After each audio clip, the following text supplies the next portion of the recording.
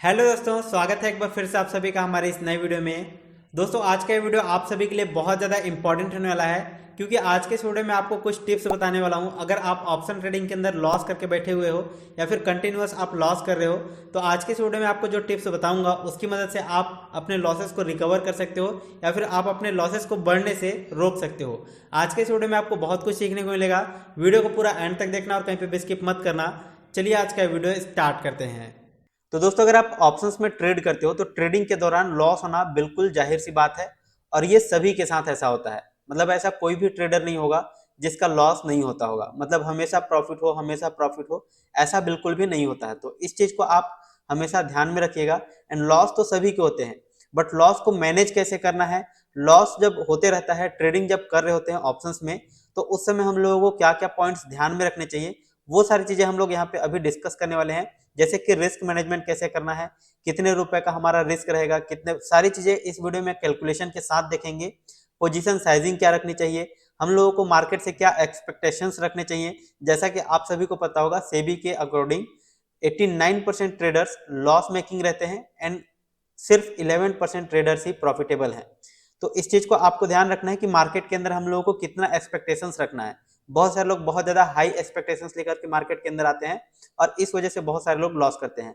आगे हम लोग ये भी डिस्कस करेंगे कि कौन कौन से स्ट्रेटजीज हो सकते हैं जिनको आप ऑप्शंस ट्रेडिंग के दौरान यूज कर सकते हो, कौन कौन से ऐसे कंफर्मेशन हो सकते हैं जिसके बेसिस पे आप ट्रेड ले सकते हो। इसके अलावा आपको इमोशंस पे कैसे कंट्रोल करना है, साइकोलॉजी कैसे आपको बिल्ड करना है, ये सारी चीजें आज के इस वीडियो में हम लोग पॉइंट टू पॉइंट डिस्कस करेंगे। चलिए अब हम लोग इस वीडियो में आगे बढ़ते हैं। सबसे पहले मैं आपको यहाँ पे रिस्क मैनेजमेंट के बारे में बता देता हूँ कि रिस्क मैनेजमेंट आपको कैसे करनी है। राइट, पॉइंट नंबर 1 हमारा ये है कि रिस्क मैनेजमेंट कैसे करना है। एग्जाम्पल के लिए हमारा मैक्सिमम रिस्क हम लोग कितने ले सकते हैं अपने टोटल कैपिटल के ऊपर। राइट, तो मैं यहाँ पे एक एग्जाम्पल लेकर के चल रहा हूँ। आप इस रिस्क को अपने हिसाब से, अपने कैपेसिटी के हिसाब से आप फेरबदल कर सकते हैं। रूल्स आपको यही फॉलो करने हैं। बाकी आप कैपिटल रिक्वायरमेंट के हिसाब से, अपने रिस्क कैपेसिटी के हिसाब से इस डेटा को चेंज कर सकते हैं। राइट, तो हमारा मैक्सिमम रिस्क अगर मैं एग्जांपल के लिए लेकर के चलता हूं कि 4% का है, मतलब मैं अपने टोटल कैपिटल के ऊपर 4% का अगर रिस्क लेना चाहता हूं। राइट, और हमारे पास टोटल कैपिटल हम लोग एग्जांपल के लिए लेकर के चलते हैं कि 1 लाख रुपए अवेलेबल है। राइट, 1 लाख रुपए हमारे पास टोटल कैपिटल है, जिसमें मैं मैक्सिमम रिस्क 4% का एक दिन के अंदर ले सकता हूं। अब यहाँ पे ऑप्शंस के अंदर अगर आप ट्रेड कर रहे हो तो ये रिस्क लेना लाजिमी है, क्योंकि ये बहुत ज्यादा रिस्क नहीं है। राइट, क्योंकि ऑप्शंस के अंदर बहुत जल्दी जल्दी प्राइस मूवमेंट करते हैं, तो इतना रिस्क लेना तो बनता है। ठीक है, सेकंड चीज ये है कि अगर हमारे पास 1 लाख का कैपिटल है और हम लोग मैक्सिमम 4% का रिस्क ले रहे हैं, तो हमारा कितने रुपए का रिस्क बनेगा, 4,000 रुपए का एक दिन के अंदर। यानी कि इतने रुपए का आप लॉस लेने के लिए रेडी हैं एक दिन के अंदर। और ये रिस्क कैपेसिटी आपका पॉकेट अलाउड करना चाहिए कि लाइक अगर इतना लॉस हो जाता है तो आपके ऊपर कोई भी मेंटल प्रेशर ना है, आपको कोई टेंशन ना हो। ठीक है, आप इसको आसानी से खोने के लिए रेडी हों, तभी आप इस रिस्क कैपेसिटी को डिफाइन कीजिएगा। राइट, इसके बाद नंबर ऑफ ट्रेड्स हम लोग डिसाइड कर लेते हैं कि कितने ट्रेड हम लोगों को एक दिन के अंदर लेना चाहिए। अगर आप बिगिनर्स हैं तो स्टार्टिंग में आप 1-2 ट्रेड ही लें। अगर आप मैक्सिमम लेना चाहते हैं तो 3-4 से ज्यादा आप लोगों को ट्रेड नहीं लेना है। राइट, तो अगर मैं यहाँ पे एग्जांपल के लिए लेकर के चलता हूँ कि एक दिन के अंदर चलो हम लोग अगर 4 ट्रेड लेते हैं, तो 4 ट्रेड के अंदर हमारा मैक्सिमम लॉस कितना होगा, 4,000 रुपए का। यहाँ पे मैं ब्रोकरेज वगैरह को कैलकुलेट नहीं कर रहा हूँ, ब्रोकरेज वगैरह अलग से यहाँ पे आपका चार्जेस लगेंगे। राइट, तो हम लोग मान करके चलते हैं कि अगर आप एक दिन के अंदर 4 ट्रेड करते हो, चारों में अगर आपका स्टॉप लॉस हिट होता है तो मैक्सिमम आपका 4,000 रुपए का लॉस होगा एंड इस दिन आपको कोई भी ट्रेड नहीं करना है। तो 4% के हिसाब से हमारा ये कोटा फुल हो जाता है, फिर इस दिन आपको ट्रेड नहीं करना है। इसके बाद रिस्क पर ट्रेड कितना हो जाएगा, अगर आप 4 ट्रेड करते हो, 4,000 रुपए का अगर आप रिस्क ले रहे हो, तो आपका रिस्क पर ट्रेड कितना हो जाता है, 1,000 रुपए का। यानी कि अगर आप एक ट्रेड ले रहे हो तो वहां पे आपको मैक्सिमम 1,000 रुपए का ही लॉस होना चाहिए, उससे ज्यादा का आपका लॉस नहीं होना चाहिए। राइट, अगर आप एक दिन में एक ट्रेड ले रहे हो, ठीक है, अगर ये रिस्क पर ट्रेड अगर मान लो नंबर ऑफ ट्रेड्स एक रख रहे हो, तो मैक्सिमम आपका फिर रिस्क पर ट्रेड कितना हो जाएगा, 4,000 रुपए का। ठीक है, लेकिन इसके बाद आपको बार बार ट्रेड नहीं करना है। चलिए अब हम लोग समझते हैं कि पोजीशन साइजिंग आपको कैसे मेंटेन करना है। तो सेकंड पॉइंट है हमारा, पोजीशन साइजिंग हम लोगों को कैसे मेंटेन करना है। राइट, तो टोटल हमारे पास कैपिटल कितना है, 1 लाख रुपए का। इसको आपको क्या करना है, 4 पार्ट में डिवाइड कर देना है, यानी कि 25,000 रुपीज आपका आ जाता है। राइट। मतलब अगर आप एक ट्रेड के अंदर 25,000 रुपए लगा रहे हो, तब आप जाकर के 1,000 रुपए का लॉस इस पर्टिकुलर ट्रेड के अंदर ले सकते हो, राइट। पूरा कैपिटल आपको एक साथ यूज नहीं करना है जब भी आप ट्रेड करने जा रहे हो। तो आपको यहाँ पे ध्यान रखना है कि 25,000 रुपए से ज्यादा आपका एक ट्रेड के अंदर नहीं लगना चाहिए। मतलब अगर हम लोग यहाँ पे एग्जांपल के लिए लेकर के चलते हैं कि अगर आप निफ्टी 50 के अंदर ट्रेड कर रहे हो, राइट, तो निफ्टी 50 के अंदर एक लॉट में 50 क्वांटिटी होते हैं। मतलब अगर आप एक लॉट खरीदते हो, 50 क्वांटिटी आपको खरीदने पड़ेंगे मिनिमम। और प्रीमियम हम लोग एग्जांपल के लिए लेकर के चलते हैं कि चलो 250 रुपीज का यहाँ पे प्रीमियम चल रहा है एट द मनी या फिर इन द मनी का, राइट। तो इतने रुपए का प्रीमियम चल रहा है। हम लोग मान करके चलते हैं कि नंबर ऑफ लॉट्स यहाँ पे कितने आएंगे, 250 रुपए हैं। अगर हम लोग 2 लॉट लेते हैं यानी कि कितने हो जाएंगे, अगर एक लॉट में 50 क्वांटिटी हो रहा है तो 2 लॉट में हम लोगों का 100 क्वांटिटी होगा, और मल्टीप्लाइड बाय आपको प्रीमियम कैलकुलेट कर लेना है। तो 250 आप यहाँ पे मल्टीप्लाई कर लोगे, टोटल आपका 25,000 रुपए यहाँ पे लगेंगे 2 लॉट को खरीदने में, राइट। मतलब आप यहाँ पे 25,000 रुपए को यूज करके सिर्फ 2 लॉट खरीद सकते हो अगर इसका प्रीमियम 250 रुपए चल रहे हैं तो आप 2 लॉट से ट्रेडिंग करोगे और इसके अंदर मैक्सिमम आपका रिस्क कितना रहेगा, 1,000 रुपए के ऊपर आपका ऐसे लगा रहेगा। तो इस चीज को आपको ध्यान रखना है। मतलब टोटल मनी रिक्वायरमेंट कितना हो जाएगा यहाँ पे, 25,000 रुपए का। अब अगर आप यहाँ पे मान लो एक ही ट्रेड लेना चाहते हो, राइट, आप दिन में एक ट्रेड लेना चाहते हो, आप 4,000 रुपए का अपना रिस्क ले रहे हो, तो इस हिसाब से आपको कितने लॉट लेने पड़ेंगे। अगर आप यहाँ पे 2 लॉट ले रहे हो तो आपका यहाँ पे 25,000 लग रहा है। मतलब अगर आप यहाँ पे 8 लॉट अगर बाय करते हो तो यहाँ पे टोटल आपका मनी रिक्वायरमेंट हो जाएगा 1,00,000 रुपए, ठीक है। अगर आप यहाँ पे 1,00,000 रुपए डायरेक्टली यूज करना चाहते हो एक साथ, तो आप मैक्सिमम 8 लॉट से यूज कर सकते हो, और यहाँ पे आपका एसएल डायरेक्टली एक ही ट्रेड के अंदर 4,000 रुपए का लग जाएगा। मतलब अगर आप ये वाला लॉस कर देते हो तो फिर आपको कोई भी चांसेस दोबारा नहीं मिलने वाले हैं, एंड इस दिन आप ट्रेड नहीं करोगे। तो इस चीज को आपको ध्यान रखना है। पोजीशन साइजिंग आप कैसे मेंटेन करना है, कैसे आपको यहाँ पे कैलकुलेशन करने हैं, ये सारे कैलकुलेशन और ये सारे प्लान पहले से ही आपके पास रेडी होने चाहिए जब भी आप ट्रेड लेने जा रहे हो। अब हमारा थर्ड पॉइंट ये आता है कि हम लोगों को मार्केट से क्या एक्सपेक्टेशंस रखने चाहिए। बहुत सारे ऐसे बिगिनर्स होते हैं जो मार्केट से बहुत बड़े बड़े एक्सपेक्टेशंस लेकर के आते हैं कि लाइक अगर हम लोग 20,000 रुपए लगाएंगे तो हम लोग अपने पैसे को डबल कर लेंगे, 40,000 कर लेंगे, 50,000 कर लेंगे। तो ऐसा एक्सपेक्टेशंस हम लोगों को नहीं रखना चाहिए, क्योंकि आप यहाँ पे ध्यान देना, लॉस मेकिंग जो ट्रेडर्स होते हैं मार्केट के अंदर वो 89% है। ये है हमारा सेबी का डेटा के हिसाब से, राइट। तो सेबी हम लोगों को खुद बता रहा है कि 89% ट्रेडर्स यहाँ पे मार्केट के अंदर लॉस कर रहे हैं। प्रॉफिट कितने लोग कर रहे हैं, ओनली 11% लोग। तो यहाँ पे इतने कम लोगों के प्रॉफिट होने के चांसेस रहते हैं, बहुत सारे लोग यहाँ पे लॉस करते हैं। क्या रीजन हो सकता है, बहुत सारे रीजन हो सकते हैं कि उन लोगों का साइकोलॉजी ठीक नहीं है, या फिर उन लोगों को मार्केट के अंदर ट्रेड करना नहीं आ रहा है, या कब ट्रेड करना है, कैसे ट्रेड करना है, किस सेटअप पे ट्रेड करना है, शायद वहां पे मिस्टेक हो रहा है, या फिर स्ट्रेटजी कौन सी यूज करनी है, कंफर्मेशन कौन सा रखना है, या फिर रिस्क मैनेजमेंट और पोजीशन साइजिंग वगैरह कुछ भी मतलब मेंटेन नहीं कर पा रहे हैं। इन सभी की वजह से यहाँ पे इतने बड़े बड़े लॉसेस होते हैं, राइट। अगर आप इन सबको सीख लेते हैं तो सीखने का बेनिफिट ये रहेगा कि आप कम से कम ये सारे गलतियां नहीं करोगे जो एक बिगिनर्स करता है, और आप कम से कम आप इस नंबर पे आ सकते हो, 11% वाले में से आ सकते हो, राइट। मतलब ये थोड़ा सा मुश्किल टास्क है लेकिन आ सकते हो लर्निंग के बाद। और अगर आप विदाउट लर्निंग कर रहे हो तो डेफिनेटली आप इसी वाले कैटेगरी में आने वाले हो, राइट। तो आपको यहाँ पे ध्यान रखना है कि लॉस मेकिंग ट्रेडर्स बहुत ज्यादा होते हैं ऑप्शंस के अंदर स्पेशली। तो यहाँ पे आप लोगों को सावधान रहना है, एंड आप लोगों को एम क्या रखना है, टारगेट क्या रखना है। एक नॉर्मल सा आप लोगों को टारगेट रखना है। यहाँ पे आपको सिर्फ प्रॉफिटेबल रहना है, ठीक है। प्रॉफिटेबल रहने का कोशिश करना है कि मार्केट के अंदर हम लोग सिर्फ प्रॉफिटेबल रहें। स्टार्टिंग में अगर आप बिगिनर से स्टार्ट कर रहे हैं तो आप प्रॉफिटेबल रहिए। आपका धीरे धीरे क्या होगा, साइकोलॉजी बिल्ड होगा। आप मार्केट में थोड़ा सा पॉजिटिव अपना थिंक लेकर के आएंगे। अगर आप स्टार्टिंग में ही गैम्बलिंग माइंडसेट से अगर आप पैसे डबल करने के बारे में 2x अगर करने चाहोगे या फिर 3x करना चाहोगे, तो आपका यहाँ पे गैम्बलिंग वाली माइंडसेट हो जाएगी और इस वजह से आपका लॉस होने लग जाएगा। फिर आप यहाँ पे आपका सारा रिस्क मैनेजमेंट जो भी आप करोगे या पोजीशन साइजिंग जो भी करने वाले हो वो सब कुछ खत्म हो सकता है, राइट। तो उन सभी को मेंटेन रखने के लिए आप लोगों को ये चीज ध्यान रखना पड़ेगा कि आपको यहाँ पे प्रॉफिटेबल रहना है।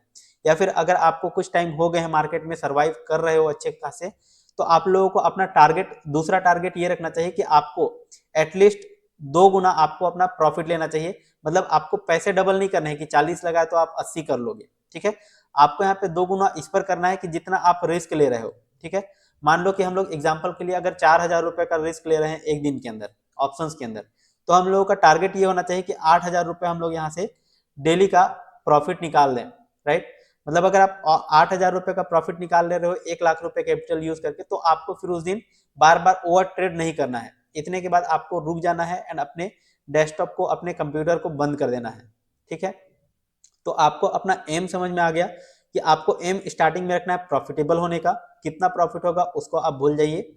इसके बाद आपका ये सेकंड चीज हो जाता है कि अगर आप कुछ टाइम मार्केट में सर्वाइव कर लिए हैं, आपको यहाँ पे रिस्क रिवॉर्ड अच्छा खासा दिखना है, तो फिर आप लोगों को 1:2 का एटलीस्ट रखना पड़ेगा। यानी कि अगर आप 1,000 रुपीज का लॉस ले रहे हो तो आपको 2,000 रुपीज का एटलीस्ट प्रॉफिट लेकर के चलना पड़ेगा, तब आप मार्केट से पैसे कमा पाएंगे कंटिन्यूअसली और यहाँ पे आप सर्वाइव कर पाएंगे। अदरवाइज अगर आप 1:1 का भी रिस्क लेकर के चलेंगे, राइट, मतलब अगर 1,000 रुपीज आप खो रहे हो और 1,000 रुपीज ही आप सिर्फ रिवॉर्ड के रूप में ले रहे हो, तो ऐसे में होगा क्या कि आपका ब्रोकरेज चार्ज वगैरह कटेगा, आपका सिस्टम का चार्ज कटेगा, राइट। आपने जितने भी अपना इक्विपमेंट लगा करके रखा हुआ है उन सब का चार्जेस, अपने प्लस टाइमिंग का चार्जेस, ठीक है, आप अपना बिजली बिल, अपना सिस्टम, ये सारी चीजों को आप नहीं निकाल पाओगे। तो आपको एटलीस्ट आपको 1:2 का रिस्क रिवॉर्ड लेकर के चलना पड़ेगा। लेकिन जैसा कि मैंने आप लोगों को बताया, ये चीज आपको बाद में करना है। स्टार्टिंग में आप स्टार्ट कर रहे हैं, बिगिनर्स हैं, तो आपको सिर्फ ये कोशिश करना है कि आप प्रॉफिटेबल रहें, राइट। या फिर अगर आप लॉस भी कर रहे हैं तो आपको पहले पूरे रूल्स को फॉलो करते हुए लॉस को लेना है। यानी कि आपका रिस्क रिवॉर्ड रेशियो जो बोल रहा है उसी पे आपको टिके रहना है, और आपका जितना लॉस बन रहा है डेली बेसिस पे उतना ही आपको लॉस लेना है। मतलब आपका पॉकेट जितना अलाउ कर रहा है उससे ज्यादा आपको लॉस नहीं लेना है। हमारा अगला पॉइंट है स्ट्रेटेजी। आपको कभी भी ट्रेड करने से पहले स्ट्रेटेजी एक बार जरूर बना लेना चाहिए कि आप किस स्ट्रेटेजी पे काम करना चाहते हैं। सबसे पहले आपको मार्केट का व्यू पता होना चाहिए कि मार्केट का व्यू क्या है, राइट। मार्केट बुलिश होगा या बेरिश होगा या साइडवेज होगा, ये व्यू आपको पहले डेटा को एनालिसिस करके, सपोर्ट और रेजिस्टेंस को ड्रॉ करके, ये पहले आपको अपना व्यू बनाना पड़ेगा, राइट। अब जरूरी नहीं है कि आपका व्यू हमेशा सही ही होगा, राइट। आपका व्यू गलत भी हो सकता है, लेकिन गलत जब होगा उस केस में आप अपना स्टॉप लॉस तो रखोगे ही ना। तो उस व्यू को पहले तैयार करना पड़ेगा कि आप मार्केट के अंदर क्या हो, बुलिश हो, बेरिश हो या साइडवेज हो। तो उसके हिसाब से आप लोगों को यहाँ पे अलग अलग स्ट्रेटजी तैयार करना पड़ेगा, और आप चाहे तो एक स्ट्रेटजी पर मास्टर कर सकते हैं। लाइक अगर आपको सिर्फ ट्रेंडिंग मार्केट पे काम करना है तो आप ट्रेंडिंग मार्केट वाला एक स्ट्रेटजी तैयार कर लो, और उसी स्ट्रेटजी पे आप हमेशा काम करो। जब जब आपको लगे कि मार्केट ट्रेंडिंग जाने वाला है या ट्रेंडिंग हो रहा है तभी आप ट्रेड करो। बाकी टाइम आपको ट्रेड नहीं करना है, अवॉइड करना है। तो पहले आपको स्ट्रेटजी बनाना पड़ेगा। स्ट्रेटजी अलग अलग टाइप के हो सकते हैं, जैसे रिवर्सल स्ट्रेटजी होता है कि लाइक अगर मार्केट मान लो बहुत ज्यादा ऊपर गया फिर वापस रिवर्स कर गया वापस, ठीक है, तो रिवर्सल स्ट्रेटजी आपको पता होना चाहिए। मान लो मार्केट नीचे की तरफ गिर रहा है और लगातार गिरने के बाद फिर अब रिवर्स कर रहा है ऊपर की तरफ, तो ये रिवर्सल स्ट्रेटजी आपको बनाना पड़ेगा।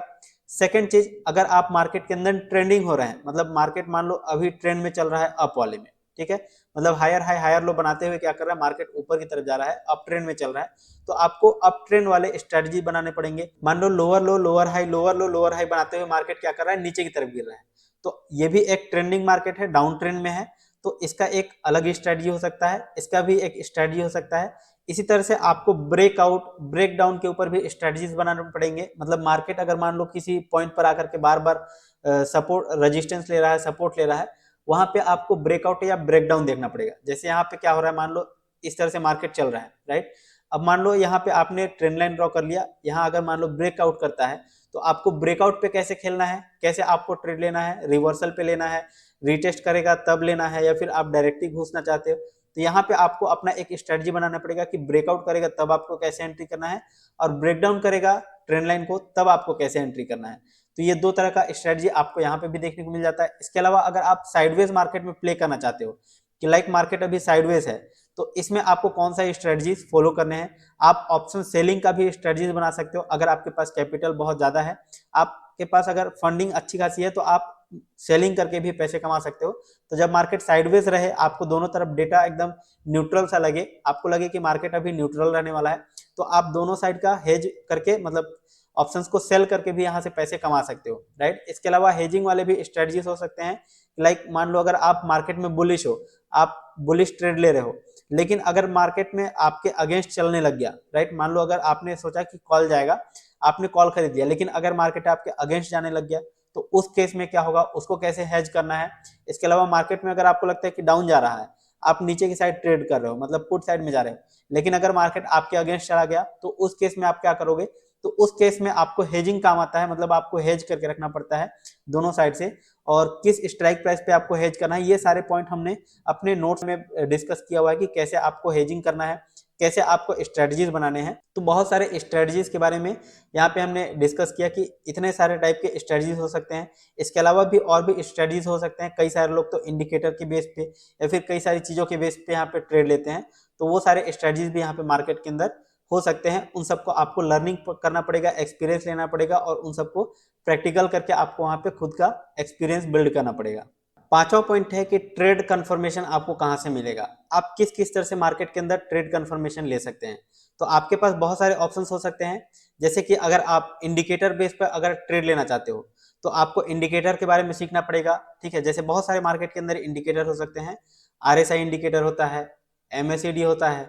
ठीक है, इसके अलावा एक सुपर ट्रेंड भी इंडिकेटर होता है जो कि आप लोगों को मार्केट का ट्रेंड बता देता है। राइट, तो इसके बेस पर भी आप ट्रेड ले सकते हो, जिसके बारे में हमने अपने चैनल पर बात किया हुआ है कि कैसे सुपर ट्रेंड को यूज करना है।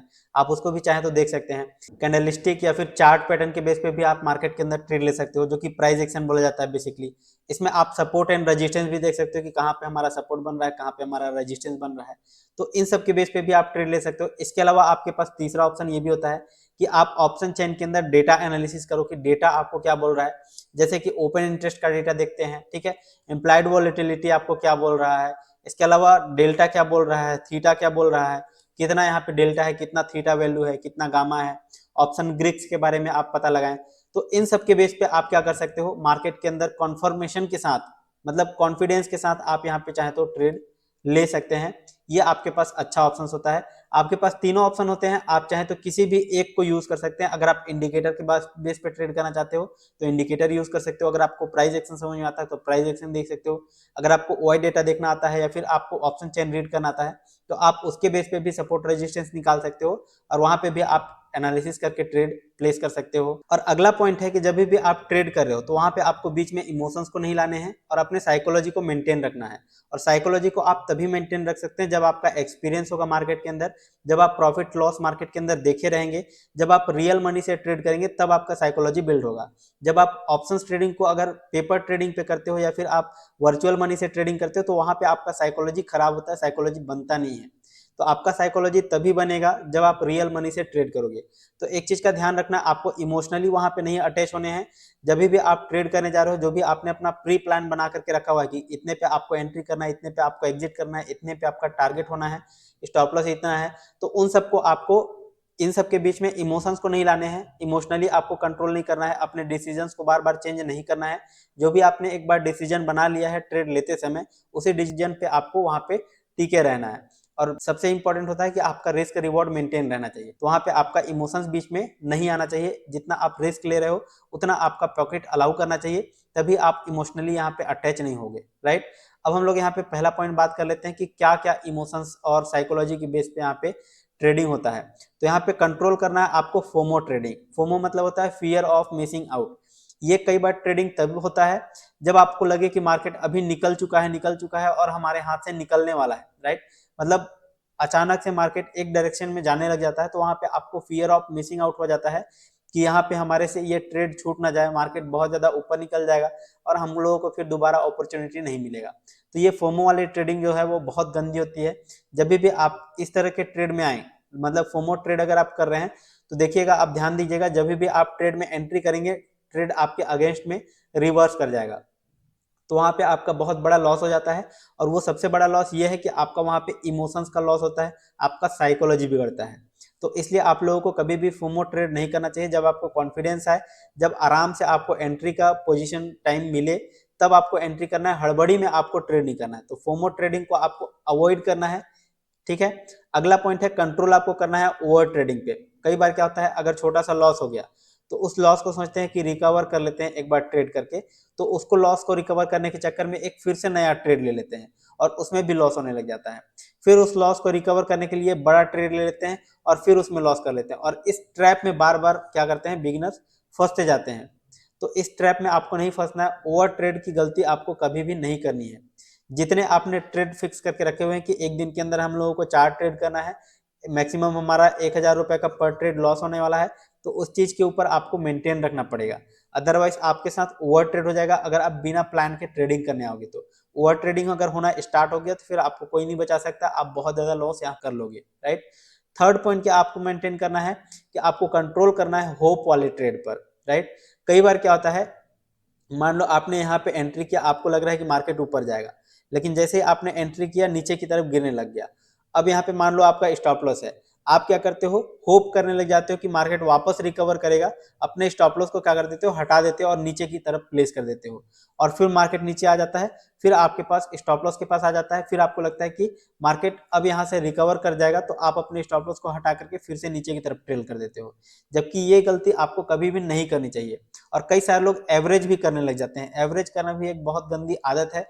जब भी आप ट्रेडिंग करते हैं तो मान लो अगर आपने यहाँ पे एंट्री किया, यहाँ तक अगर आपका स्टॉप लॉस है, तो यहाँ पे स्टॉप लॉस के आने के बाद क्या करते हैं, कई सारे लोग स्टॉप लॉस को हटा देते हैं और यहाँ पे और भी ज्यादा क्वांटिटी ऐड कर लेते हैं और एवरेज कर लेते हैं, ये सोच करके कि छोटा सा मूव आएगा ऊपर के साइड में तो हमारा लॉस रिकवर हो जाएगा, जबकि ये लॉस और भी ज्यादा बढ़ सकता है।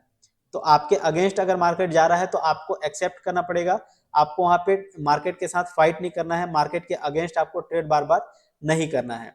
तो इस चीज का आपको ध्यान रखना है। और जब भी आप ट्रेड करते हो, राइट, मतलब जब आपका प्रॉफिट होने लग जाता है तो आप छोटे से प्रॉफिट को लेकर के आप एग्जिट कर जाते हो, यानी कि आप स्मॉल प्रॉफिट लेकर के निकल जाते हो। क्यों निकल जाते हो? क्योंकि आपको ये लगता है ये जो छोटा सा प्रॉफिट आप लोगों को दिखाई दे रहा है वो शायद हमारे हाथ से निकल ना जाए, वो खत्म ना हो जाए, सो दैट आप यहाँ पे क्या करते हो, छोटा सा प्रॉफिट लेकर के निकल जाते हो। लेकिन जैसा कि मैंने आप लोगों को बताया, जब भी आप ट्रेड करने जा रहे हो तो ट्रेड करने से पहले जो आपने प्री प्लान बना करके रखा हुआ है, उस प्लान के हिसाब से मार्केट के अंदर अगर आप काम करोगे तभी आप मार्केट में लॉन्ग टाइम तक सर्वाइव कर पाओगे, राइट। अगर आप स्मॉल प्रॉफिट लेकर के निकल जाओगे तो आपका रिस्क रिवॉर्ड खराब हो जाएगा, क्योंकि आप जो लॉस लेकर के बैठ रहे हो वो अपने रिस्क रिवॉर्ड के हिसाब से, आप अगर एक ट्रेड में 1000 रुपए का ले रहे हो तो आप इससे पहले तो एग्जिट नहीं करोगे, ये कंफर्म है। मतलब आप लॉस के टाइम में बिल्कुल स्टिक बैठे हो कि आपका स्टॉप लॉस हिट होना चाहिए, लेकिन आप प्रॉफिट के टाइम में क्या कर रहे हो, 500 रुपए का अगर प्रॉफिट दिखाई दे रहा है तो आप कहोगे यार ये कहीं हमारे से मिस ना हो जाए, सो आप यहाँ पे 500 रुपए पे ही प्रॉफिट बुक कर लोगे। और जैसे ही आप प्रॉफिट बुक करोगे फिर ये प्राइस बढ़ करके आपको यहाँ पे टारगेट भी दे देंगे, टारगेट से ऊपर भी चले जाएंगे, फिर आप वहां पे रिग्रेट करोगे, आपका साइकोलॉजी खराब होगा, आपका इमोशन खराब होगा, राइट। तो इस चीज पर आपको ध्यान देना है। जब भी आप अपना ट्रेड प्लान बना रहे हैं तो आपको अपने एंट्री और एग्जिट को पहले से ही फिक्स करना है। और कई बार क्या होता है, अगर जो बिगिनर्स है वो गलती कहाँ पर कर देता है, जब लॉस होने लग जाता है ना, तो जैसा कि मैंने आप लोगों को बताया कि लॉस के पास जब स्टॉप लॉस आने लग जाता है तो वहां पे लगता है कि रिकवर करेगा, तो स्टॉप लॉस को हटा देते हैं और लॉस के टाइम में क्या करते हैं, बैठे रहते हैं। मतलब ये लॉस बढ़ करके 4000, 5000, 8000, 10,000 ऐसे बढ़ते जाएगा और वहां पे होप लेकर के बैठे रहेंगे कि मार्केट हमारे डायरेक्शन में जाएगा, रिकवर करेगा। लेकिन आप लोगों को एक चीज बता देता हूँ, मार्केट जब गिरने लग जाता है ना तो उसका कोई लिमिट नहीं होता है, कितना भी गिर सकता है, इस बात को ध्यान रखना। और जब मार्केट चढ़ने लग जाता है तो इसका भी कोई लिमिट नहीं रहता है कि मार्केट कितना ऊपर चला जाएगा। भले कोई भी रेजिस्टेंस हो, कोई भी सपोर्ट हो, सारे ब्रेक कर देते हैं जब गिरने लग जाता है और जब उठने लग जाता है। तो इस चीज को ध्यान रखना है कि आपको जब भी ट्रेड कर रहे हैं स्टॉप लॉस और अपने टारगेट को फिक्स रखना है, और प्रॉफिट के टाइम में अपने अच्छे प्रॉफिट को बुक करने हैं एंड लॉसेस के टाइम में अपने लॉसेस को कट करने हैं। अगर आप ट्रेड में गलत हो रहे हो तो गलती को एक्सेप्ट करना है। अगला पॉइंट है बेसिक अंडरस्टैंडिंग होना चाहिए जब भी आप ऑप्शन ट्रेडिंग करने जा रहे हो। बेसिक अंडरस्टैंडिंग मतलब आपको ऑप्शन चेन के बारे में पता होना चाहिए, ठीक है। ऑप्शन चेन के अंदर क्या क्या डेटा होता है, उन लोगों को कैसे रीड करना होता है। मोस्ट इंपॉर्टेंट ऑप्शन चेन के अंदर होता है ओपन इंटरेस्ट का डेटा, ये आप लोगों को पता होना चाहिए। इम्प्लाइड वॉलेटिलिटी कैसे चेक करते हैं इसके बारे में पता होना चाहिए। और डेल्टा और थीटा के बारे में, डेल्टा आपके प्रीमियम को कैसे बढ़ाने का काम करता है, थीटा कैसे आपके प्रीमियम को कम करता है, थीटा डी के क्या होता है, इसके बारे में आप लोगों को बेसिक अंडरस्टैंडिंग पता होनी चाहिए। इसके अलावा ऑप्शन चेन के अंदर और भी बहुत सारी चीजें होती हैं, लेकिन उन सबको भी आप सीखिएगा, लेकिन ये बहुत ज्यादा इंपॉर्टेंट होते हैं। जैसे स्ट्राइक प्राइस वगैरह, स्पॉट प्राइस क्या होता है, कितना ऊपर जाएगा कितना नीचे जाएगा तो आपको कितना प्रॉफिट कितना लॉस होगा, वो आप लोगों को ऑप्शन चेन के अंदर पता होना चाहिए। इसके अलावा आप लोगों को सपोर्ट और रेजिस्टेंस यानी कि डिमांड और सप्लाई वाले जोन आपको पता होने चाहिए कि जब भी आप ट्रेडिंग करने जा रहे हो चार्ट के ऊपर जितने भी यहाँ पे कैंडल बने होते हैं, राइट, तो कैंडल के ऊपर आपको पता होना चाहिए कि कहाँ पे सपोर्ट कहाँ पे रेजिस्टेंस बन रहा है, कहाँ पे सेलर्स बैठे हुए हैं, कहाँ पे बायर्स बैठे हुए हैं, कहाँ पे किसका स्टॉप लॉसेस कट रहे हैं, राइट। अगर हम लोग यहाँ पे एक एग्जांपल के लिए समझे कि मान लो यहाँ पे मार्केट जा रहा है बार बार, ठीक है, यहाँ पे हमारा सपोर्ट ले रहा है, रेजिस्टेंस ले रहा है, तो यहाँ पे कौन है, यहाँ पे सेलर्स बैठे हुए हैं जो प्राइस को नीचे की तरफ दबा रहे हैं। यहाँ पे कौन बैठे हुए हैं, सेलर्स बैठे हुए हैं। और नीचे की तरफ यहाँ पे कौन बैठे हुए हैं, बायर्स बैठे हुए हैं। यहाँ पे कौन है, बायर्स बैठे हुए हैं जो कि प्राइस को ऊपर की तरफ ले जा रहे हैं।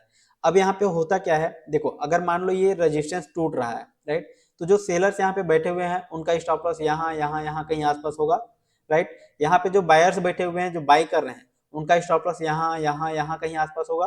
तो अगर मार्केट ब्रेक करता है उस पर्टिकुलर लेवल को ऊपर की तरफ या फिर नीचे की तरफ, तो बायर्स का कहाँ पे स्टॉप लॉस कट रहा है, कहाँ पे सेलर्स का स्टॉप लॉस कट रहा है, और कितनी ज्यादा वॉल्यूम में वहां पे स्टॉप लॉसेस कट रहे हैं।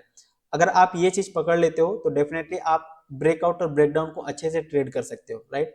तो ये बेसिक अंडरस्टैंडिंग आपको पता होना चाहिए कि डिमांड और सप्लाई जोन क्या होता है। यहाँ पे देखो सप्लाई जोन है, ठीक है, यहाँ पे बहुत ज्यादा सप्लाई चल जा रहा है, सप्लाई बहुत ज्यादा हो रहा है, बायर्स कम पड़ रहे हैं, मार्केट नीचे गिर रहा है। यहाँ पे बायर्स बहुत ज्यादा बैठे हुए हैं, यहाँ पे डिमांडिंग जोन है, यहाँ पे डिमांड बहुत ज्यादा बढ़ रहा है, और जैसे ही डिमांड बढ़ जाता है सेलर्स यहाँ पे कम पड़ जाते हैं और प्राइस ऊपर की तरफ चला जाता है। तो ये डिमांड और सप्लाई, सपोर्ट और रेजिस्टेंस का आपको कॉन्सेप्ट पता होना चाहिए। इसके अलावा कॉल पुट क्या होता है, बायर सेलर्स क्या होते हैं, मतलब कॉल ऑप्शंस कब खरीदते हैं, जब मार्केट ऊपर की तरफ जा रहा हो, ठीक है। पुट ऑप्शंस कब खरीदते हैं, जब आपको लगता है कि मार्केट गिरने वाला है, राइट। लेकिन कॉल ऑप्शन सेल कब करते हैं, जब आपको लगे कि मार्केट गिरने वाला है। पुट ऑप्शन सेल कब करते हैं, जब आपको लगे कि मार्केट बढ़ने वाला है। तो ये कॉल और पुट का बेसिक अंडरस्टैंडिंग आपको पता होना चाहिए। इसके अलावा हमारा अगला पॉइंट ये है कि अगर आपको बैक टू बैक बहुत सारे लॉसेस हो रहे हैं मार्केट के अंदर, तो आपको कुछ दिन के लिए ब्रेक ले लेना चाहिए, ठीक है। जब आप ब्रेक ले लेंगे आपका माइंड थोड़ा सेटल हो जाएगा, स्टेबल हो जाएगा, उसके बाद आप मार्केट के अंदर एंट्री कीजिए। जब आप कंफ्यूज हो रहे होंगे, बहुत ज्यादा बैक टू बैक लॉस हो रहा है, तो आपको यहाँ पे कंटिन्यूअस ट्रेड नहीं करना, अदरवाइज आपका गलत ही ट्रेड होगा और आप वहां पे मोस्ट ऑफ द केस में लॉस कर बैठोगे। तो आपको अपने ट्रेडिंग से थोड़ा सा ब्रेक लेना पड़ेगा, चाहे आप प्रॉफिट में हो या फिर लॉस, राइट। अगर आप बैक टू बैक प्रॉफिट भी कर रहे हैं, फिर भी आप अगर कंटिन्यू प्रॉफिट कर लिए, बहुत ज्यादा प्रॉफिट हो रहा है, फिर आपको वहां पे ब्रेक ले लेना चाहिए, ताकि आपका माइंड थोड़ा सा स्टेबल हो जाए और जो रियलिटी है वो आपको समझ में आए। अगर आप कंटिन्यू प्रॉफिट देखोगे ना, तो आप वहां पे भी गलती कर बैठोगे, और अगर आप कंटिन्यू लॉस कर रहे हो तो फिर तो यहाँ पे आप गलती कर ही रहे हो, तभी आप यहाँ पे लॉस कर रहे हो। तो ये दोनों चीज में आपको क्या करना है, थोड़ा सा ट्रेडिंग में ब्रेक लेते रहना है। जब भी आप ट्रेड कर रहे हो, कंटिन्यूअस आपको ट्रेड नहीं करना है, थोड़ा थोड़ा बीच बीच में आपको ब्रेक लेना है, हफ्ता 2 सप्ताह का, महीने भर का। और दोस्तों नवा और सेकंड लास्ट पॉइंट ये है कि आपके पास कोई ना कोई एक मेंटोर होना चाहिए जो आप लोगों को हमेशा गाइड करता रहे कि कहाँ पे आप गलती कर रहे हो, कौन कौन सी आप गलती किए, कौन कौन से आप ट्रेड लिए।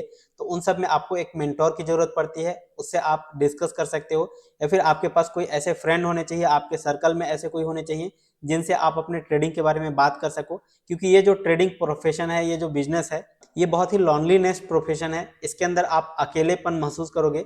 तो आप कभी भी अगर ट्रेड कर रहे हो, आपको प्रॉफिट हो रहा है, लॉस हो रहा है, तो उसमें आपके पास एक बात करने वाला होना चाहिए, राइट। तो आपके कम्युनिटी में, आपके सर्कल में, आपके कोई भी ऐसे फ्रेंड्स या रिलेटिव्स या कोई भी ऐसा मेंटर हो जो आपसे इसके बारे में बात करे, कहाँ कहाँ पे आप गलतियां कर रहे हो, कौन कौन सी आप सही चीजें कर रहे हो, उन सब के बारे में आप यहाँ पे डिस्कस कर सको। तो उनके लिए आपके पास ये होने बहुत जरूरी है, राइट। इसके अलावा लास्ट बट नॉट लिस्ट बहुत ज्यादा इंपॉर्टेंट होता है, कभी भी आप ट्रेड कर रहे हो तो हर एक ट्रेड से आपको यहाँ पे लर्निंग लेना पड़ेगा, राइट। मतलब कुछ ना कुछ आपको हर एक ट्रेड से सीखना पड़ेगा। आपको अपना ट्रेडिंग जर्नल तैयार करना पड़ेगा कि आपने क्या गलतियां करी, क्यों आपने एंट्री किया, क्या आपका सेटअप अलाउ कर रहा था। उन सारी चीजों को अगर आप कंटिन्यूअस लिखते जाएंगे तो आपके पास एंड ऑफ द मंथ या एंड ऑफ द ईयर में आपको एक जर्नल मिलेगा, एक एनालिसिस करने के लिए एक कॉपी मिलेगा, जहां पे आप अपने आप को एनालाइज कर सकते हो, अपने आप को जज कर सकते हो कि कितनी बार आपने कौन कौन सी गलतियां करी जिसकी वजह से आपको लॉस हुआ, कितने बार आपका इमोशंस खराब हुआ, कितने बार आप वहां पे साइकोलॉजिकल इफेक्ट हुए, कितने बार आपने अपने रिस्क मैनेजमेंट को तोड़ा। वो सारी चीजों अगर आप नोट डाउन करके रखेंगे तो आप उन सबको एनालिसिस कर पाएंगे और उन सब पे आप काम कर पाएंगे, और आगे चल करके आप उन गलतियों को दोबारा नहीं दोहराएंगे। तो ट्रेडिंग जर्नल बहुत ज्यादा जरूरी होता है, इससे आपको लर्निंग कंटिन्यूअस मिलता रहता है, और खुद का एक्सपीरियंस जब बिल्ड करेंगे मार्केट के अंदर तो वो बहुत ज्यादा काम आता है। तो मार्केट के अंदर एक्सपीरियंस भी बिल्ड करते रहिए और कंटिन्यू ऑलवेज सीखते रहिए। तो दोस्तों मुझे पूरा उम्मीद है कि आज के इस वीडियो में आपको सब कुछ अच्छे समझ में आ गया होगा। लेकिन अगर फिर भी इस वीडियो से रिलेटेड कोई भी डाउट, कोई भी कंफ्यूजन है तो नीचे कमेंट सेक्शन में जरूर बताइएगा। और अगर आपने अभी तक कोई भी डीमैट अकाउंट ओपन नहीं किया हुआ है तो आपको बेस्ट ब्रोकर का लिंक इसी वीडियो के नीचे डिस्क्रिप्शन और पिन कमेंट में मिल जाएगा। आप वहां से अपना demat and trading account open कर सकते हैं और आप भी अपनी ट्रेडिंग जर्नी स्टार्ट कर सकते हैं। वीडियो पसंद है तो लाइक करके मेरा उत्साह बढ़ेगा, ताकि मैं आप सभी के लिए इसी तरह के और भी एजुकेशनल वीडियोस लेकर के आता रहूं। एंड चैनल को सब्सक्राइब करके बेल आइकन को दबा लीजिएगा, ताकि आने वाले हर एक वीडियोस को नोटिफिकेशन आपको सबसे पहले मिल सके और आप किसी भी इंपॉर्टेंट वीडियोस को मिस ना कर सकें। चलिए फिलहाल अभी अगले वीडियो में बस इतना, मिलते हैं नेक्स्ट वीडियो में, तब तक के लिए जय हिंद, जय भारत।